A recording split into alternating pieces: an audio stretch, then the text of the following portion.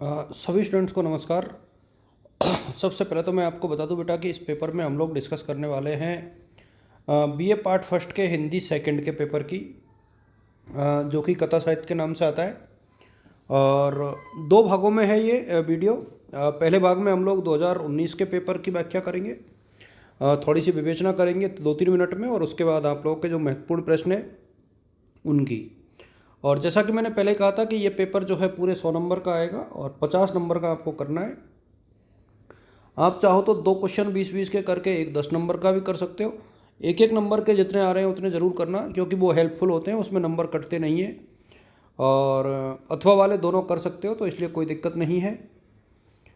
और एक चीज़ और ख़ास बात है, आप किसी भी क्वेश्चन को कर सकते हो, कोई भी क्वेश्चन अनिवार्य भी नहीं है। देखिए, बंग महिला का वास्तविक नाम रफ़ीउद्दीन किस कहानी का पात्र है, इस तरीके के क्वेश्चन यहाँ पर पूछे जाते हैं। डिप्टी कलेक्टरी कहानी के शकील बाबू की आजीविका का स्रोत क्या था।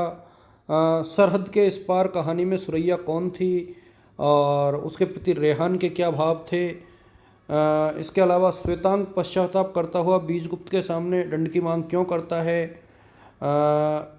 चित्रलेखा किस राजनगर की राजनर्तकी थी।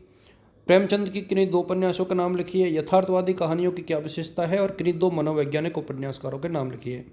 ये एक एक नंबर वाले क्वेश्चन थे।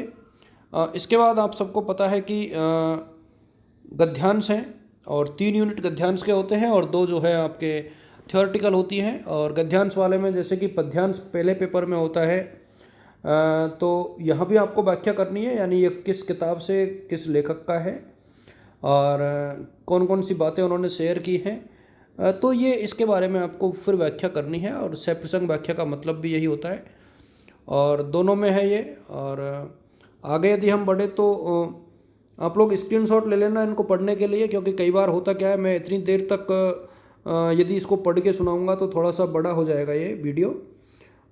यूनिट 2 है, यूनिट 3 है, तो किसी स्टूडेंट्स को मेरे सामने प्रॉब्लम नहीं आनी चाहिए। फिर 7वें में भी वही है, 7वें क्वेश्चन तक। अब ये देखिए आप लोग, हिंदी की मनोविश्लेषणात्मक कहानी की साधारण विशेषताएं और हिंदी के ऐतिहासिक और आंचलिक उपन्यास परंपरा पर प्रकाश डालिए। चौथी यूनिट है। मैंने कहा था कि चौथी और पांचवी जो है थियोरेटिकल होती हैं। तो यहाँ से आप लोग, यदि आपको लगता है कि आप लोगों को व्याख्या करने में दिक्कत है, तो आप लोग इन 4 और 5 यूनिट को पढ़िए। हिंदी कहानी के उद्भव के विकास पर लेख लिखिए, उपन्यास के तत्वों पर प्रकाश डालिए। फिर आप यहाँ पर अमरकांत की डिप्टी कलेक्टर कहानी में व्यक्त मध्यम वर्ग की पीड़ा को अपने शब्दों में लिखिए।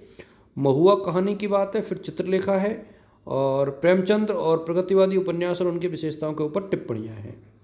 तो ये तो हो गया आपका पेपर 2019 का। अब मैं आप लोग के साथ शेयर करता हूँ इसके जो सेकंड पेपर है उसके कुछ इंपॉर्टेंट क्वेश्चंस। और बेटा ये थोड़ा सा लेट इसलिए हुआ है क्योंकि मैं भूल गया था एक्चुअली कि आपका पहला पेपर जो है सेकंड है, एक पेपर पोस्टपोन्ड हो चुका है, तो इसलिए थोड़ा सा डिले हुआ। अब यहाँ पर आप देख पाओगे कि जैसे बंग महिला दुलाली बाई की है, ठीक है। प्रेमचंद शतरंज के खिलाड़ी, जयशंकर प्रसाद की महुआ है, जैनेन्द्र कुमार का खेल, ये सारे नाम तो आपको ध्यान रखने ही चाहिए। यदि आप पढ़ते हो तो ये जो 5 कहानियाँ हैं ये किस किस की हैं ये आपको पता होना चाहिए।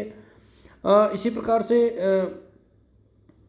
अब जैसे पिछले साल मेरे सामने यहाँ पर देखिए महुआ के बारे में बहुत कुछ पूछा जा चुका है, तो इस बार आप लोग शतरंज के खिलाड़ी को थोड़ा अच्छे से देखिए। मुझे ऐसा लगता है कि शतरंज के खिलाड़ी कहानियों में से क्वेश्चन आएगा। एक क्वेश्चन जो है अज्ञे की शरणदाता में से भी आने के चांसेज हैं। एक व्याख्या जो है, यदि हम लोग यूनिट सेकंड की बात करें तो पिछले साल जो है बहुत सारी जो चीज़ें थी वो अमरकांत की डिप्टी कलेक्टरी से आई है। इस बार जो है आप याज्ञवेंद्र शर्मा के मेहंदी के फूल को बहुत अच्छे से देखिए, और जो है यशपाल जी की पर्दा को भी थोड़ा सा अच्छे से देखिए। और डिप्टी कलेक्टरी हमेशा से ही अमरकांत जी की बहुत अच्छी कृति रही है, इसको आप लोग यहाँ से पढ़िए।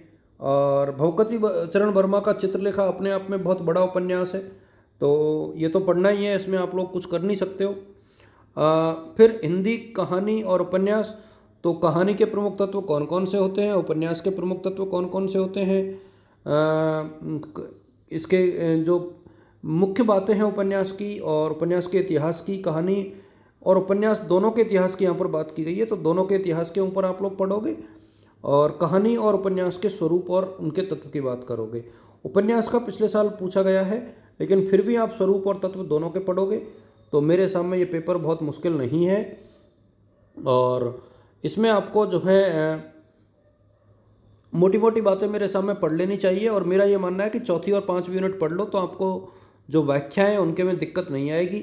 इसके अलावा ये कहानी और जिन ने भी ये कहानियाँ लिखी हैं और ये उपन्यास लिखे हैं उनको आप लोग थोड़ा सा देख लेना कि ये किस किस ने लिखी हैं, जिससे कि आपको दिक्कत नहीं आएगी और एक एक नंबर वाले क्वेश्चन भी आप लोग करने की स्थिति में होंगे।